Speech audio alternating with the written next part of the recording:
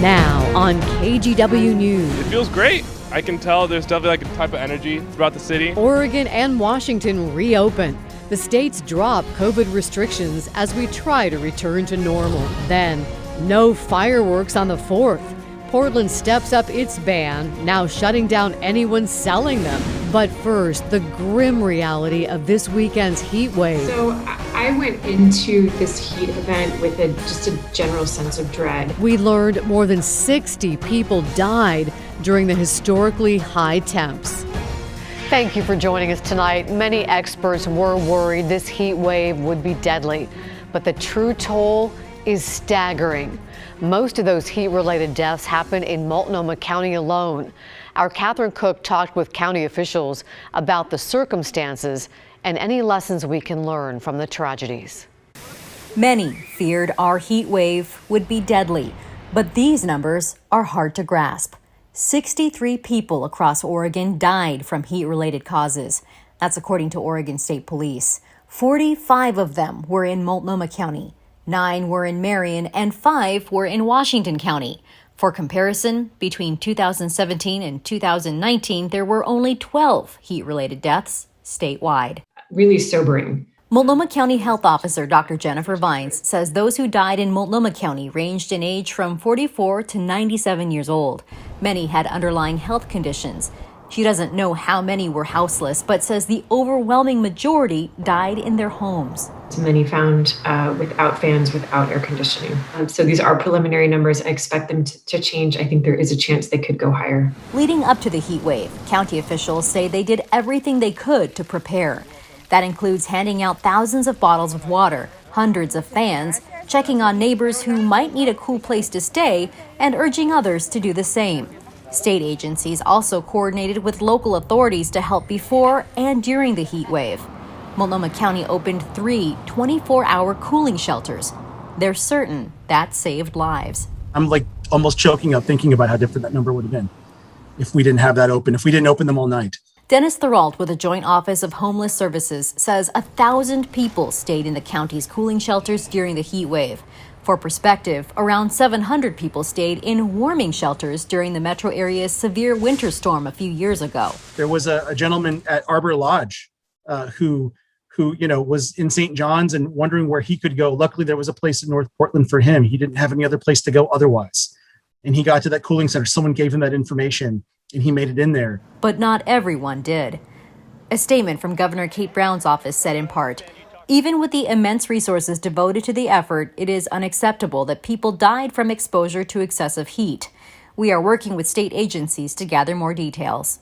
Vine says Multnomah County is also learning everything they can from this to be better prepared for future severe heat waves, a new reality they can't ignore. Extreme heat does kill people. I think as our summers get warmer, I think we're going to be here again. I hope not soon. Catherine Cook, KGW News. It is sad and sobering. We'll bring in Chief Meteorologist Matt Sefino for some perspective on just how common heat-related deaths can be. Matt? Yeah, they're really quite common, unfortunately, around the country. And I'll get into those numbers in a minute, but I want to remind everybody what we did on Saturday, Sunday, and Monday. Saturday was 108, new all-time record for Portland.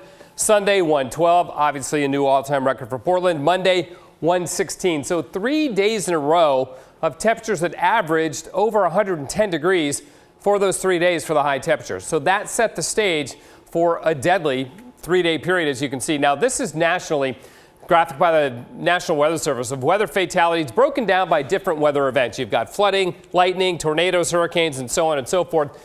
And this, you can see the yellow bar, that's the 30-year average, and this is heat. That by far outstrips every other category here. The red is 2020. Now that year, last year, only 51 deaths nationally in the United States attributed to heat. We outdid that in Oregon just this weekend, and that was for the year nationally. So pretty remarkable, the numbers, unfortunately, that we have. Here's another way of looking at it. We'll go to 2018 again. Heat deaths led all weather categories. Second was flooding. The 10-year averages, it's still heat on top. The 30-year averages, heat, flooding, tornadoes, hurricane, lightning, as you might expect. Now, we still have parts of Oregon dealing with it, even though we have cooled off into the 70s in the valley. Look at these highs in eastern Oregon, 109 in Hermiston today, and all of that region is still under an excessive heat warning until Sunday. So we may be out of the woods here in Western Oregon. Our friends and neighbors east of the Cascades still dealing with it, Laurel. All right, we'll see you later in this newscast. Thank you, Matt. The continued warm weather and dry conditions have led Portland to issue a ban on fireworks sales. The city had already made it illegal to shoot fireworks this year, but today shut down businesses selling them. Portland's fire chief said in a statement, "While this is not an easy decision, I want to stress the current conditions have pushed fire danger to an extreme risk." This is a big blow to those who rely on fireworks sales for income. In addition to Portland, Clark County also banned the sale and use of fireworks. TNT Fireworks has stands all over the area. We were there as they were packing up their Vancouver location today. We are, as a company, probably going to be out multiple hundreds of thousands of dollars because we're set up and transport isn't cheap. We unpacked over $1 million of fireworks, and we had trucks coming from 2 different states, and now they got turned around, and it's just a massive impact. TNT says it is moving product now to Woodland and Longview, where stands are still open. Many jurisdictions that aren't all out banning fireworks are still asking people not to light them, and that includes Washington County and the Tualatin Valley Fire District. We have been fielding so many calls from our residents who are fearful, who are distressed, who are already, under so much stress after this difficult year that we've had. And so let's all work together to try to prevent further emergencies, further harm. People who were caught violating the fireworks bans could face hundreds of dollars in fines. This wildfire burning now southeast of the Dalles helps illustrate the risk. The Rentham Market fire went from a couple of hundred acres this time last night to now more than 10,000 acres. The fire is mostly burning through wheat and brush, but 20 structures are also threatened. About 70 to 100 people are under level 3 go now evacuation orders. Governor Brown has invoked the Emergency Conflagration Act. Now that will allow the fire marshal to bring in extra resources to fight the fire. Portland Fire sent a few crews to the area this morning.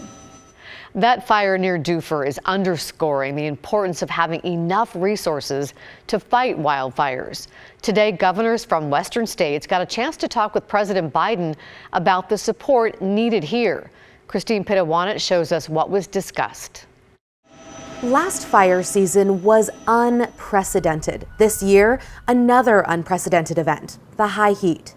Reaching upwards of 117 degrees. That's why Governor Kate Brown moderated a panel alongside other Western governors, telling the president they need help and resources to fight wildfires. She was very passionate about making sure that we understood the number of fires, the increasing number of fires that you have seen, and the number of people and structures that have been hit. That's Energy Secretary Jennifer Granholm. She was also at the meeting. Well, we are seeing cascading climate-related events, whether it is storms or droughts, and obviously droughts contribute to wildfires, and the heat waves that y'all are experiencing, that is clearly directed to climate change. Since 2015, the U.S. has experienced, on average, roughly 100 more large wildfires than the year before. Last year, we spent $90 billion as a country in 1 year just in the wake of these climate-related events. At the meeting, the president introduced wildfire-related initiatives, including development of technology to detect wildfires, adding more air resources and firefighters on the ground. President Biden also wants to pay firefighters more, at least $15 an hour, plus bonuses. Last week, I learned that some of our federal firefighters are being paid less than $13 an hour. Come on, man, that's unacceptable to me. And I immediately directed my team to take decisive action to fix it. Governor Brown says the president will have to work with Congress on his plans. The good news is we have Senator Wyden taking the lead on these issues. For example, it was Senator Wyden that got us the resources so we could train our National Guardsmen and women ahead of time so that we don't send them during fire season to 2 weeks of training. They're already trained. Governor Brown says right now there are several hundred National Guardsmen and women trained up and ready to help fight fires. Christine Pitawanit, KGW News. And of course, we are celebrating that today, Oregon is 100% fully open. Governor Brown today was also busy marking the full reopening of the state's economy. Both Oregon and Washington have now dropped most COVID restrictions, including capacity limits on businesses. The governors of each state held celebrations with crowds at Providence Park in Portland and Tacoma Park in Tacoma. Oregon's health authority asked those gathered in Portland to pause and remember those who did not survive COVID. Let's bow our heads for a moment of silent memory for every Oregonian we've lost to COVID-19. Oregon is no longer requiring masks in public, though individual businesses might still choose to do so. Washington is still requiring anyone who is not vaccinated to wear masks in indoor public places. We found several bars and restaurants busy in Portland tonight. People were excited to be out on Northeast 21st with less of a worry hanging over their heads. It feels great. I can tell there's definitely like a type of energy throughout the city. Everyone's kind of excited and happy. And I think the thing that I'm looking forward to most is just being able to touch people, hang out, dance, live a life, and not be worried about distance anymore. We also heard the words cautiously optimistic a lot. Many aren't quite ready to ditch all of their pandemic habits. At Ravens Manor in downtown Portland, they're still asking customers to wear masks for now. Right now, we're still keeping things kind of the same until we get a better idea of how to handle everything. We obviously want to be cognizant that some people still aren't comfortable with taking off the masks and everything. Other restaurants and bars warn it may take a while before they can run at 100% capacity because they just don't have enough staff right now to fully reopen.